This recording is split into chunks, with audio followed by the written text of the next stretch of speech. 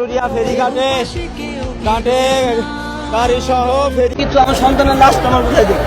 আর কিচ্ছু লাগবে না ভাই, আমার সন্তানটা।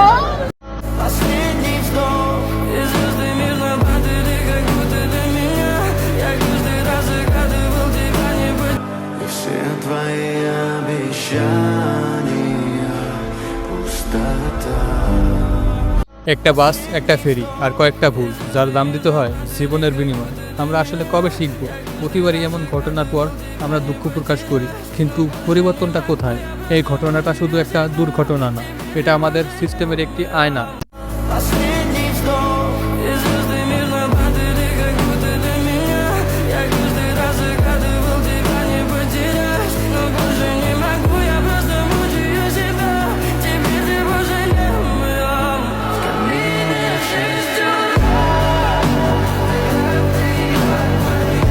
দৌলদিয়া ঘাটে ফেরিতে ওঠার সময় একটি যাত্রীবাহী বাস নিয়ন্ত্রণ হারিয়ে নদীতে পড়ে যায়।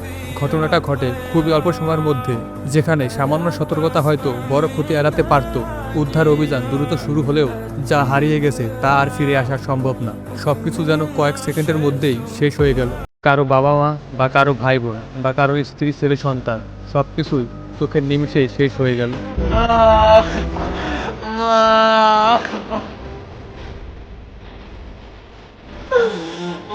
I'm in pain.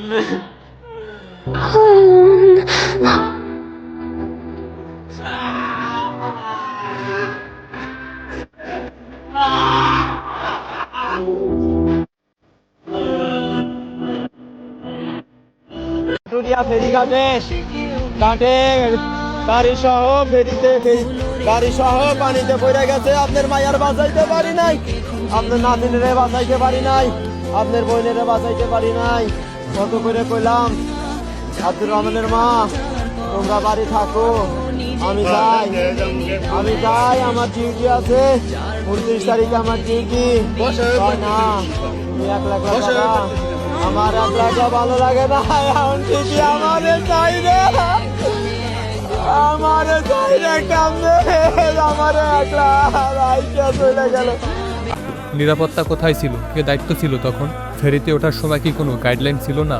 এই ভুল বারবার কেন হচ্ছে? আমরা কাউকে দোষারোপ করতে চাই না, কিন্তু দায়িত্ব এড়ানোর সুযোগও নেই। আর প্রতিবার নতুন কিছু পরিবার ক্ষতিগ্রস্ত হচ্ছে। দুর্ঘটনা একদিনে হয় না, এটা তৈরি হয় অবহেলার অস্তরে অস্তরে। কিছু আমার সন্তানের লাশটা আমার কোথায় দেবে? আর কিচ্ছু লাগবে না ভাই, আমার সন্তানটা। রাজবাড়ি থেকে উঠছে ঢাকার উদ্দেশ্যে, ফোনে আমার বউ উঠছে, আমার মেয়ে ছোট বাচ্চা 2 বছর, আর আমার বোন উঠছে, আমার ছেলে 7.5 বছর বয়স, আমার ভাগ্নি 11 বছর বয়স। এরা এখনো পাইনি, এরা খবর 3 ঘন্টা আগে আছে, তার এখনো কোনো কাজই করতেছে না এরা। এটা কি কোনো কাজ হলো? আমার কথা, আমার সন্তান তো আর নাই, আমার দাম মৃত আমাদের দরকার না, আমার কিছু, আমার সন্তানের লাশটা আমার কোথায় দেবে? আর কিচ্ছু লাগবে না ভাই, আমার সন্তানটা।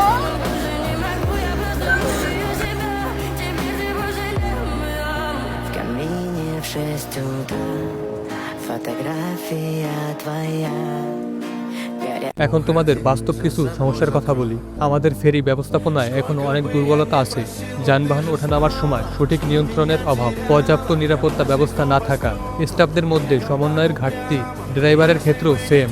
অসতর্কতা বা অতিরিক্ত চাপ অনেক সময় বড় ঝুঁকি তৈরি করে। আর সবথেকে বড় সমস্যা, গাইডলাইন থাকলেও সেগুলো ঠিকভাবে মানা হয় না। নিয়ম শুধু কাগজে থাকলে তা জীবনের নিরাপত্তা দিতে পারে না। আজ যারা ক্ষতিগ্রস্ত তারা শুধু সংখ্যা না, তারা কারো পরিবার, কারো ভাই, কারো বাবা, কারো স্বপ্ন। একটা দুর্ঘটনা শুধু একজনকে নেয় না, পুরো একটা পরিবারকে বদলে দেয়। যে মানুষটা সকালে ঘর থেকে বের হয়েছিল সে আর কখনো ফিরবে না। এই সত্যটাই সবচেয়ে বড় কঠিন।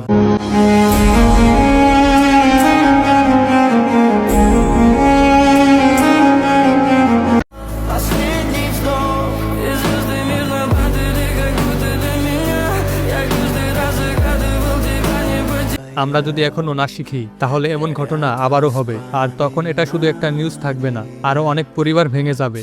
আমরা কি পরিবর্তন করতে চাই, নাকি পরবর্তী দুর্ঘটনার জন্য অপেক্ষা করছি? কারণ প্রতিটা অবহেলারই একটা মূল্য আছে, আর সেই মূল্যটা অনেক সময় জীবন দিয়ে দিতে হয়।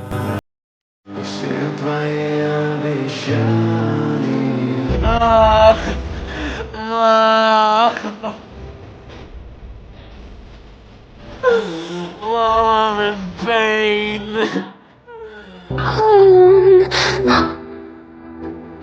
Bye.